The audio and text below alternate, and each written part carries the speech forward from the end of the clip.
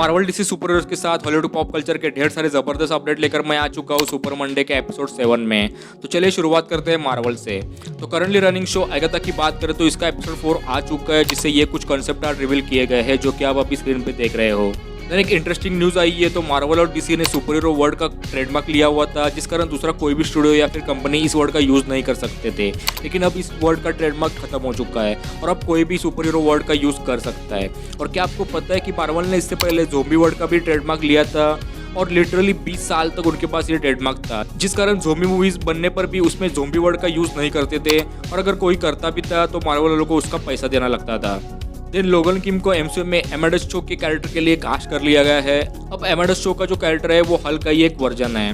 Then Hulk के related एक rumour आया है कि सीक्रेट वॉर्स में द थिंग और हल्क का एक इविल वर्जन आपस में फाइट करने वाले हैं, यानी कि सीक्रेट वॉर्स में हमें इनका एक प्रॉपर बैटल सीक्वेंस देखने मिलेगा। देन डेयरडेविल बॉर्न अगेन का ट्रेलर में इसी साल दिसंबर में देखने मिलेगा, ऐसा एक्सपेक्ट किया जा रहा है। देन डॉक्टर स्ट्रेंज 3 को भी लेकर एक रूमर है कि अगेन सैम राइमी से बातचीत चल रही है कि वो डॉक्टर स्ट्रेंज 3 को भी डायरेक्ट करे। अब आई गेस आपको पता ही होगा कि मल्टीवर्स ऑफ मैडनेस को भी सैम राइमी ने ही डायरेक्ट किया था। सो लेट्स सी वो डॉक्टर स्ट्रेंज 3 के लिए रिटर्न करते हैं कि नहीं। देन एक और रूमर है, अब ये खुश खबर भी हो सकती है या फिर बुरी खबर भी, क्योंकि रूमर यह है कि मार्वल स्टूडियोज की ड्वेन जॉनसन के साथ बातचीत चल रही है एपोकलिप्स के कैरेक्टर को प्ले करने के लिए। अब इस कैरेक्टर को आपने एक्समैन की मूवीज में तो देखा ही होगा। अगर ये बात सच निकली तो रॉक भाई इस कैरेक्टर को प्ले करते हुए दिख सकते हैं। अब इसका हाल ब्लैक एडम जैसा ना हो जाए, बस यही प्रार्थना है। देन सिल्वर सर्फर को भी लेकर एक रूमर आया है कि मार्वल वाले इसके लिए स्पेशल प्रेजेंटेशन प्लान कर रहे हैं, लाइक वेयरवुल्फ बाय नाइट। तो इसके द्वारा वो सिल्वर सर्फर के कैरेक्टर को इंट्रोड्यूस करवाना चाहते हैं ताकि इन फ्यूचर प्रोजेक्ट्स में उसका वो यूज कर सके। सो लेट्स सी ये आता है कि नहीं। वैसे आया भी तो 2026 से पहले तो नहीं आएगा। दिन अब आते हैं अपने स्पाइडी पे। तो सबसे पहले तो एंड्रू गारफील्ड से जब पूछा गया, हाँ वही रोज का ही सवाल कि क्या तुम स्पाइडरमैन के कैरेक्टर में रिटर्न करने वाले हो, इस पर ऑब्वियसली एंड्रू ने भी यही कहा कि वो इस कैरेक्टर को बहुत ही प्यार करते हैं, पसंद करते हैं और अगर कुछ अच्छी स्टोरी मिली, अच्छा प्रोजेक्ट मिला तो डेफिनेटली वो रिटर्न करेंगे।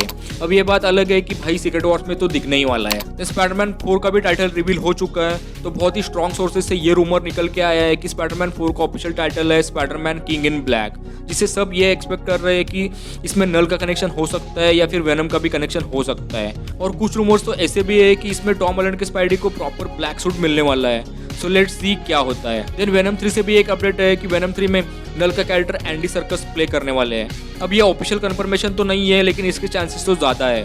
और ऐसा भी बोला जा रहा है कि नल इसमें मेन कैरेक्टर नहीं होने वाला, बल्कि उसे सिर्फ इंट्रोड्यूस किया जाएगा और उसका स्क्रीन टाइम बहुत ही कम होगा और नल का कैरेक्टर हमें इन फ्यूचर के प्रोजेक्ट्स में देखने मिलेगा।